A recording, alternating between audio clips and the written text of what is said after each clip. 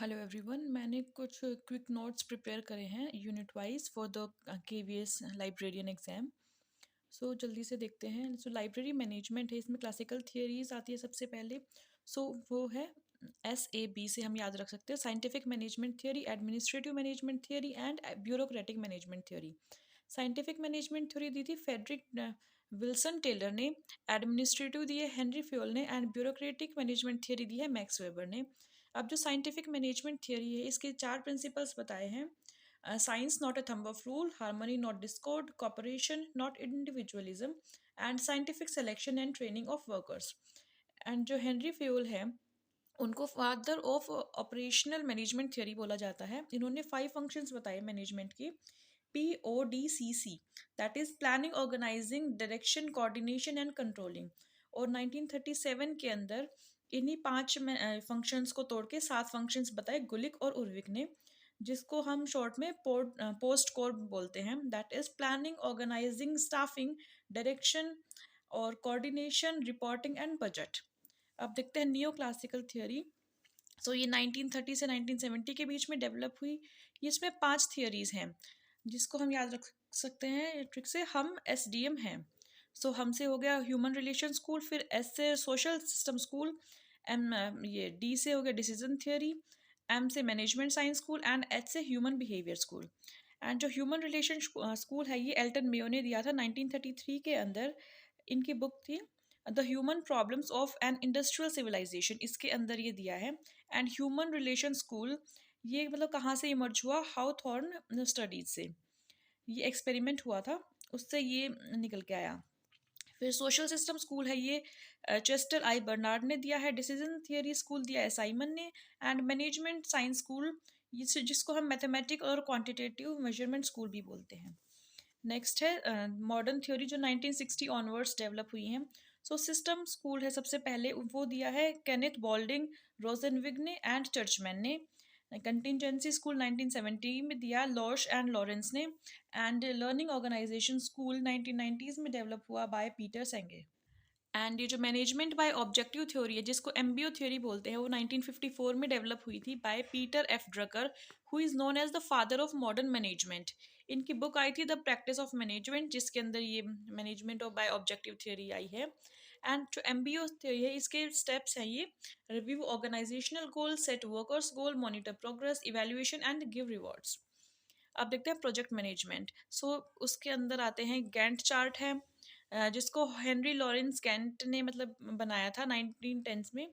इनकी बुक्स हैं कुछ important: work wages and profit 1910 में आई है, इंडस्ट्रियल लीडरशिप 1916 में, organizing for work 1919 and the Gantt chart 1922। So वैसे गैंट चार्ट 1910s में डेवलप हो गया था, बट ये जो बुक आई है वो आई है 1922 के अंदर।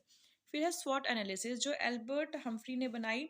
एंड स्वॉट की फुल फॉर्म है strength, weakness, opportunity and threat. उसके बाद में पेस्ट एनालिसिस है 1967 में, फ्रांसिस एगुलर के द्वारा दिया गया। एंड जो पर्ट है, this is project evaluation and review technique 1957 में डेवलप हुई by US navy special project. अब है एक CPM, जो लेट 1950 में बना है, क्रिटिकल पाथ मेथड। ये किसने दिया था? मॉर्गन वॉकर ने and James E Kelly of Remington Rand. अब देखते हैं टोटल क्वालिटी मैनेजमेंट, ये दिया है W एडवर्ड डेमिंग ने और जोसेफ M जुरान ने। जो डेमिंग है, उन्होंने PDCA मेथड दिया, planning, do, check and act. And जो TQM है, इसके 6 एलिमेंट्स है, that is leadership, education and training, communication, supportive structure, measurement and reward and recognition. TQM का ऑब्जेक्टिव है कंटिन्यूस इंप्रूवमेंट एंड इसके 3 प्रिंसिपल्स हैं, that is focus, customer focus, progress improvement and total improvement. अब देखते हैं tools of TQM, that is Pareto या फिर 80:20 principal है, कॉज एंड इफेक्ट, फिशबोन जिसको हम इशिकावा डायग्राम बोलते हैं, चेकलिस्ट हो गया, bar graph, scatter plot and control charts. These are the tools of TQM। अब है 6 सिग्मा, जो 1986 में बिल स्मिथ के द्वारा दिया गया था। इसके अंदर 2 मॉडल्स हैं, DMAIC and DMADV। So DMAIC की फुल फॉर्म क्या है? Define, measure, analyse, improve and control. And DMADV means design, measure, analyse, define, measure, analyse, design and verify. अब एक है ISO 9000, ये क्या है? Standard on quality management. ये 1987 में दिया था ISO ने। अब देखते हैं मॉडल्स ऑफ चेंज मैनेजमेंट। सो ये 5 टाइप के मॉडल्स हैं। Okay, first is 8 step change model, 1996 में जॉन पॉल कॉटर के द्वारा दिया गया। एडगर मॉडल जो है 2003 में जेफ हेयर्ट ने दिया है। एंड एडगर की फुल फॉर्म है awareness, desire, knowledge, ability and reinforcement. McKinsey 7S model 1980s में आया by Tom Peter and Robert Waterman in their book in research of excellence in 1982। इसके अंदर जो 7S है, ये कौन से हैं? Strategy, structure, systems, shared values, skills, staff and style. So पहले तो आएंगे दो, ये एस टी आर वाले, स्ट्रैटेजी एंड स्ट्रक्चर और सिस्टम। सो ये तीन जो हैं ये हार्ड एलिमेंट्स हैं, एंड ये बचे हुए चार वो है सॉफ्ट एलिमेंट्स। सो सबसे आगे वाले होंगे एस टी आर करके, और जो लास्ट है वो एस टी। उसके बाद में देखते हैं 3 स्टेप चेंज मॉडल, ये 1947 में कुर्ट लेविन के द्वारा लाया गया। इसके अंदर ये 3 स्टेप कौन से हैं? Unfreeze, change and refreeze. फिर आया आइसबर्ग मॉडल जो विल्फ्रेड क्रूगर ने दिया था। डिजास्टर मैनेजमेंट है ये, इसका एक एक्ट है डिजास्टर मैनेजमेंट एक्ट 2005। अब जो डिजास्टर मैनेजमेंट प्लान है उसके 4 फेजेस होते हैं, एंड इनकी सीक्वेंस इंपॉर्टेंट है, दैट इज प्रिवेंशन, फिर preparedness, then response and recovery. और जो ये international committee of blue shields है, ये डिजास्टर मैनेजमेंट से रिलेटेड है, 1996 में बनी थी ये। अब ये देखते हैं कुछ इंपॉर्टेंट पॉइंट। 40 से 45 डेसिबल नॉइस लेवल एक्सेप्टेंस है in the reading room of library. And जो रीडिंग रूम है उसका एरिया बताया है 25 स्क्वायर फीट।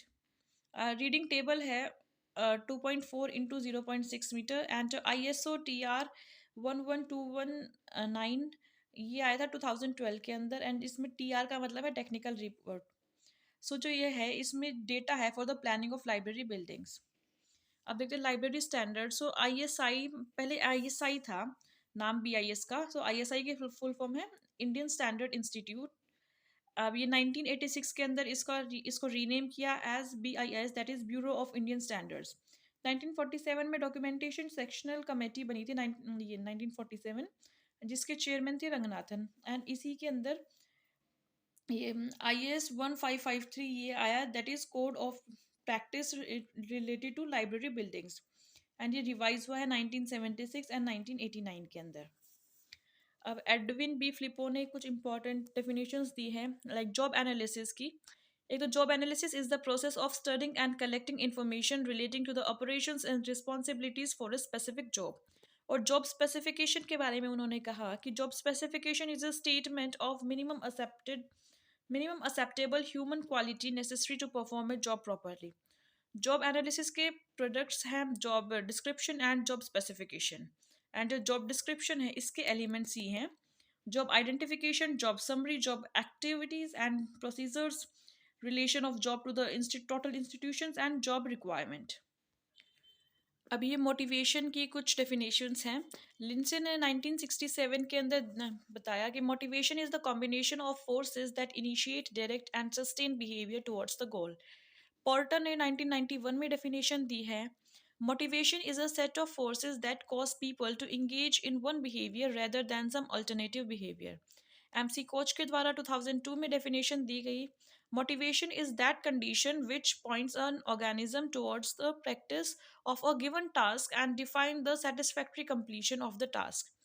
अब थियोरीज ऑफ मोटिवेशन देखते हैं। सो फर्स्ट है थियोरी ऑफ नीड हायरार्की, ये अब्राहम मस्लो ने दी थी in his book motivation and personality इन 1954। अब इस जो थियोरी ऑफ नीड हायरार्की है इसके अंदर 5 नीड्स बताई गई हैं, that is physiological need, safety need, social need, self esteem and self actualization. उसके बाद में X and Y थियोरी है, ये दी है डगलस MC ग्रिगर ने। 2 फैक्टर थ्योरी फेडरिक हर्सबर्ग के द्वारा दी गई। एंड इसके अंदर जो 2 फैक्टर्स बताए गए हैं that are hygiene factors and motivator factors. Acquired need theory है 1940 में, MC सेलेंड ने दी है। इसके अंदर जो 3 नीड्स बताई हैं that is achievement, affiliation and power.